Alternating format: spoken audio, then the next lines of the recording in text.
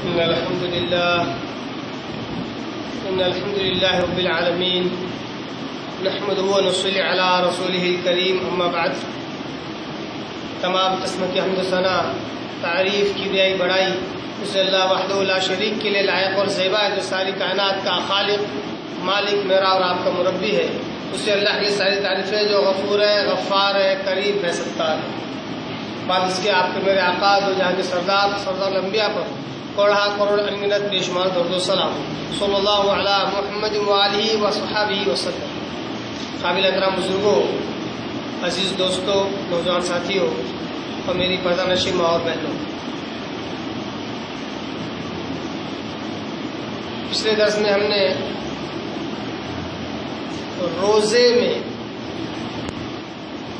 روزے سے رہ کر ممنوع کام کون سے ہیں جس سے ہمیں بچے رہنا ہے، اس ضمن میں ہم نے ایک حدیث اور چند مسائل ہم نے دیکھے.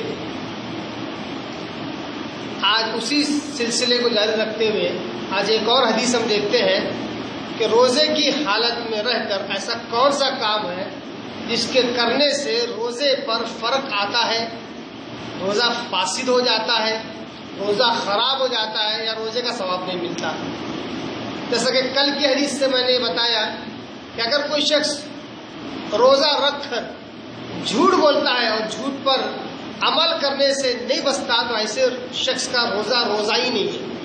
اللہ تبارک تعالیٰ کی نگاہ میں اس شخص کے روزے کی کوئی اہمیت نہیں ہے. ایسے ہی آج جس حدیث کو میں آپ کے آگے رکھ رہا ہوں بہت ہی زبردست، بہت ہی گہرائی اور گہرائی والی حدیث ہے. اتنی جامع حدیث ہے، میں سمجھتا ہوں اس حدیث کے ان الفاظ پر بہت کم ہی لوگ غور کرتے ہیں، اور ان الفاظ پر غور کیے بغیر ہماری زندگی کے کئی سال بس ایسے ہی گزر گئے کہ ہم رمضان کے بابرکت مہینے سے گزرے، روزے بھی رکھے ہم نے، مگر ہمیں کوئی خاص فائدہ اس سے نہیں ہوا، ہمیں اس سے کوئی خاص فائدہ نہیں ہوا. جیسے مثال کے طور پر ہم روزے کی حالت میں ہوتے ہیں، بالخصوص اس امت کا نوجوان طبقہ اگر دیکھا جائے تو روزے کی حالت میں ہوتا ہے، مگر کچھ ایسی باتیں آپس میں ایک دوسرے سے کر لیتے ہیں جس سے روزے پر فرق پڑتا ہے. بالخصوص فحش یا گندی باتیں کر لیتا ہے جس سے اس کو مزہ آنے لگتا ہے، مگر ایسے عمل سے روزے پر بہت بڑا فرق پڑتا ہے، بہت بڑا اثر پڑتا ہے. ایک مثال میں نے ایسی دی. اسی طرح آج دیکھا جائے تو کوئی گھر ایسا باقی نہیں ہے جہاں پر ٹی وی موجود نہ ہو. ٹی وی کے تعلق سے بھی بہت سارے غلط فہمیاں ہیں. بہت سارے لوگ اس کو جائز کہتے ہیں، بہت سارے اس کو ناجائز کرتے ہیں، بہت سارے لوگ اس کو حلال کہتے ہیں، بہت سارے لوگ اس کو حرام کہتے ہیں. لیکن ٹی وی کے تعلق سے اگر ہم دیکھیں تو ایک اصول ہمیں قرآن مجید میں ملتا ہے. شراب کے بارے میں اللہ نے کہا کہ شراب میں فائدے تو ہیں مگر اس میں نقصان زیادہ ہے. یہ دوسرا حکم تھا اللہ کا شراب کے تعلق. شراب آتے ہی بالکل پہلے ہی مرحلے میں اللہ نے حرام نہیں کیا. ایک مرحلے میں ایک بات بیان کی، دوسرے مرحلے میں ایک بات بیان کی، تیسرے مرحلے میں اللہ نے کہا کہ حرام مت پیو. تو جو دوسرا مرحلہ جو چل رہا تھا شراب کا، اس میں اللہ نے کہا کہ دیکھو شراب تمہیں اس لیے نہیں پینا ہے کیونکہ شراب میں فائدے تو ہیں مگر اس کے نقصانات اس کے مقابلے میں کہیں زیادہ ہیں، اس لیے اس سے بچو. یہی اصول اگر ہم ٹی وی پر اپنائیں تو ہمیں معلوم ہوگا کہ اس میں فائدے تو ہیں مگر اس کے مقابلے میں جو اس کے نقصانات ہیں اس سے کہیں بڑھ کر ہیں، دگنا چوگنا، انسان کی سوچ سے بھی زیادہ نقصانات ہیں. اس لیے اس سے بچنا چاہیے، پرہیز کرنا چاہیے. بالخصوص وہ ٹی وی جہاں پر اس کو موٹا سا کالا سا وائر لگا ہوا ہو، اس کو یا تو چھتری کہیے یا کیبل کہیے، کہ 24 گھنٹے 300 یا 1000 سے زیادہ چینل چلتے رہتے ہیں اور کوئی وقت نہیں ہے، کوئی ٹائم نہیں ہے، اس کا 24 گھنٹے 24/7 سروس دے رہے ہیں. ایسی ٹی وی میں جب گھر میں ہوتی ہے، روزے میں ہوتا ہے تو دن بھر ٹی وی پہ ایسے مناظر وہ دیکھتا ہے جس سے اس سے روزے پر اس کا اثر پڑتا ہے، روزے پر اس کا اثر پڑتا ہے. ایک اور مثال میں آپ کو بیان کرتا ہوں کہ روزے کی حالت میں کیا عمل ہے جس کے کرنے سے روزے پر فرق پڑتا ہے. عربی ایک لفظ ہے، اسی لفظ کی تھوڑا سا تشریح کر رہا ہوں، حدیث میں آپ کے آگے رکھوں گا. کیا کہتے ہیں آپ، کیا سمجھتے ہیں اس بات پر کہ ایک شخص روزے سے ہے اور زور سے چلا کر بول رہا ہے، جبکہ ایک عام انسان کو عام بات کرنی چاہیے، نارمل بات کرنی چاہیے. چلا رہا ہے، غصے میں آ رہا ہے، طیش میں آ رہا ہے، ہاتھ تھر تھر کر رہے ہیں، اس کے ٹینشن میں آ رہا ہے. کیا اس کا ایسا عمل روزے پر اثر ڈالتا ہے؟ ہم کو لگتا نہیں ڈالتا، مگر ڈالتا ہے. روزے کی حالت میں آپ زور سے نہیں بول سکتے، آپ چلا کر نہیں بول سکتے، آپ ڈانٹ کر نہیں بول سکتے. آپ اتنا صبر کرنا ہے آپ کو، تب جا کے آپ کا روزہ ہے، ورنہ اصل میں آپ بے روزہ ہے.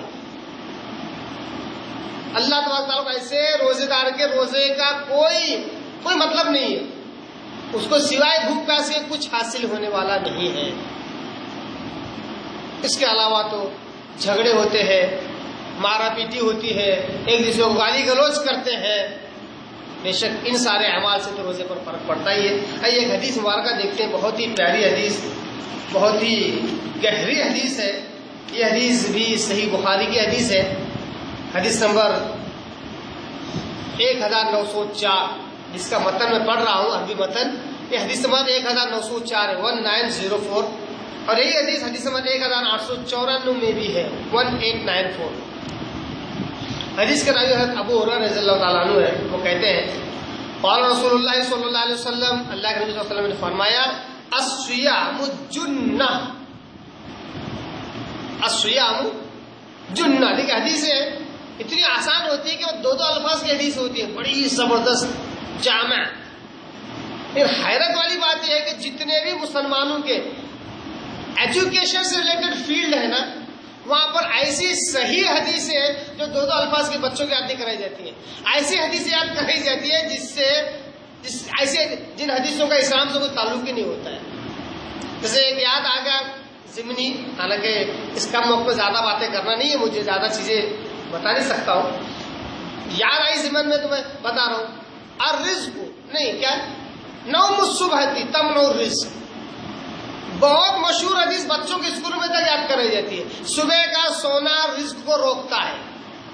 4 الفاظ ہے اس میں، نا 4 الفاظ ہے. نوم الصبح تمنع الرزق، 4 الفاظ ہے اس میں. بچہ یاد کر لے رہا ہے، 7ویں 8ویں میں چلا جا رہا ہے. جو چوتھی میں یاد کر رہا ہے 7ویں 8ویں 10ویں زندگی اور یاد رہے گا. جبکہ ایسی حدیث ہے ہی نہیں، کوئی ایسی کوئی حدیث ہی نہیں ہے، مگر بچہ یاد کر رہا ہے. ایجوکیشن فیلڈ سے ریلیٹڈ لوگوں کا کی زیادہ ذمہ داری کہ بچوں کو صحیح حدیث سے بھی 2 الفاظ کی بہت ہے، وہ یاد کرائیے آپ، ان کی زندگی بن جائے گی. جیسا کہ یہ حدیث ہے صحیح بخاری کی، الصیام جنہ، روزہ ڈھال ہے. ڈھال کس سے؟ جہنم کی آگ سے. ڈھال کس سے؟ بھوک اور پیاس سے. ڈھال کس سے؟ گناہوں سے. ڈھال کس سے؟ مصیبتوں سے. ڈھال کس سے؟ بے برکتی سے. کتنی ساری چیزوں سے ڈھال ہے، آپ کو بچاتا ہے. الصیام جنہ، روزہ ڈھال ہے، ڈھال. آگے آپ سب کہتے ہیں وَإِذَا كَانَ يَوْمُ صَوْمِ أَحَدِكُمْ فَلَا رَفَثَ وَلَا يَصْخَبْ. یہ ہے اصل الفاظ جو حدیث کے ہیں. آپ سب نے کہا لہذا چونکہ روزہ ڈھال ہے. اب ڈھال مطلب ڈھال بھی تو مضبوط ہونی چاہیے نا، ڈھال بھی تو مضبوط، تو ڈھال کو مضبوط کرنا پڑتا ہے تب جا کے چیزوں سے بچاتی ہے نا. ڈھال کے نام پر کاغذ اٹھا لیا ہاتھ میں دشمن کے مقابلے میں، وہ کاغذ کس کام کا؟ ڈھال ہی مضبوط ہونا چاہیے. آپ سلام کہتے ہیں وَإِذَا كَانَ يَوْمُ صَوْمٍ أَحَدُكُمْ، لہذا جب تم میں سے کوئی روزے کی حالت میں ہو، فَلَا رَفَثَ، تو اس کو چاہیے کہ وہ فحش اور گندی باتیں نہ کرے. فحش اور گندی باتیں نہ کرے. وَلَا يَصْخَبْ، اور بےہودہ پن نہ دکھائے، ہے نا. فحش اور گندی باتیں کیا ہے؟ عورتوں کی، لڑکیوں کی باتیں کرنا، یا ان سے جڑے ماحول میں اٹھنا بیٹھنا. بہت سارے مسلمان مرد ایسے پتہ ہے جن کے 24 گھنٹے میں سے رات کے کچھ گھنٹے چھوڑنے کے بعد باقی کوئی گھنٹے ماں کے ساتھ، بہن کے ساتھ، فلاں کے ساتھ، زیادہ تر وقت عورتوں میں گزرتا ہے. میں یہ نہیں کہہ رہا ہوں کہ ایسا کرنا نہیں چاہیے، میں کہہ رہا ہوں ایسا زیادہ وقت مت نکالیے، آپ وقت بات پر بات رکھیے، اتنا تعلق رکھنا اتنا تعلق رکھیے. پھر کیا ہو جاتا ہے، چاچا کی بیٹی بھی آئے گی، خالہ کی بیٹی بھی آئے گی، فلاں بھی آئے گا، جو غیر محرم ان کے ساتھ اٹھنے بیٹھنے عادت ہو جائے گی. ایسی چیزوں سے پرہیز کرنا چاہیے.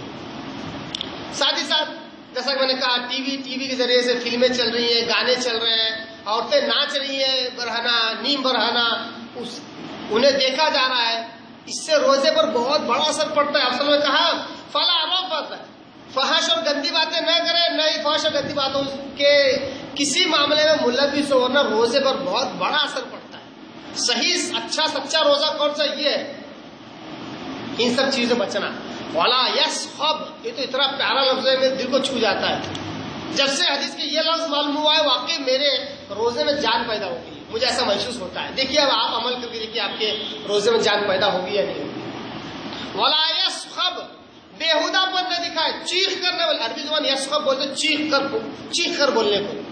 ایک جنگلی جاہل انسان کیسا بات کرتا ہے، کیا کر رہا بلا وجہ کی، گلا پھٹ جاتا ہے، اس کا گلا پھاڑ کے چلاتا ہے. آپ سن لگا ولا یسخب، چیخ پکار کر کے جہالت، ولا یجہل کے بھی لفظ ہے ایک حدیث میں، جہالت نہ دکھائے. چیخ پکار کر کے اپنے برتاؤ کو خراب نہ کرے، یعنی اس کو انگریزی میں بولے گا برا ایٹیٹیوڈ نہ دکھائے، غلط ایٹیٹیوڈ، ورنہ اس سے روزے پر بہت بڑا اثر پڑتا ہے. فَإِن صَابَهُ أَحَدٌ أَوْ قَاتَلَهُ، لہذا اگر کوئی تمہیں گالی دے یا پھر تم سے جھگڑنے کو اگر کوئی آئے، فَلْيَقُلْ إِنِّي امْرُؤٌ صَائِمٌ، تو اس سے کہیں کہ بھائی میں روزے دار آدمی ہوں. دوسری حدیث میں بخاری وغیرہ کے مسلم میں بھی 2 بار کہنے کا حکم ہے، انی صائم، میں روزے سے ہوں، میں روزے سے ہوں. کیا مطلب ہے اس کا؟ جب جھگڑنے کی جب بات آئے تو جب سامنے جب جھگڑ رہا ہے، چاہے وہ روزے سے ہو یا نہ ہو، کیونکہ انسان غصے میں آتا ہے تو آپے سے باہر ہو جاتا ہے. جب خود کا ہوش نہیں رہتا تو روزے کا ہوش کہاں سے رہے گا؟ جب وہ جھگڑنے کو آئے تو اس سے کہے کہ بھائی میں روزے سے ہوں، مطلب میرے نبی نے مجھے سکھایا ہے کہ روزے کی حالت میں جھگڑنا نہیں چاہیے، میں روزے سے اس لیے میں نہیں جھگڑ سکتا. اس کا انی صائم بولنے کا مطلب یہ ہوتا ہے کہ بھائی مجھے نبی کی بات معلوم ہے، بھلے تمہیں معلوم ہو یا نہ ہو، نبی کی بات کا علم ہونا اس سے ظاہر ہو رہا ہے. دوسرا، جب بندہ انی صائم بولتا ہے میں روزے سے ہوں، اس کی تاثیر یہ پیدا ہوتی ہے اس کے اندر صبر آ جاتا ہے، کیونکہ روزہ نام ہے صبر کا. صبح سے لے کر شام تک کرتے کیا ہے؟ ہم صبر ہی تو کرتے ہیں. 1000 معاملات ہوتے ہیں، جیسا میں نے پچھلے درس میں بھی کہا کہ رمضان کے مہینے میں روزے کے حالت میں بلا وجہ ہم کو ہے چڑچڑاپن پیدا ہوتا ہے، غصہ آتا ہے، ٹینشن آتا رہتا ہے اتنی بات پر، کیونکہ معاملہ ہی ویسا ہے. بھوک پیاس کی شدت سے چھوٹے چھوٹے معاملات بھی بڑے بڑے نظر آتے ہیں، کیونکہ معاملہ صبر کا ہے. روزہ ہے ہی صبر. تو جب کوئی لڑنے کے لیے آئے تو کہے کہ میں روزے سے ہوں، اس سے صبر کا مادہ اور بڑھ جاتا ہے. یہ حدیث ہے صحیح بخاری کا، حدیث نمبر 1904 اور حدیث نمبر 1894. اللہ تعالیٰ ہمیں احادیث مبارکہ کو سمجھنے، اس پر عمل کرنے توفیق عطا فرمائے. وآخر دعوانا ان الحمد للہ رب العالمین.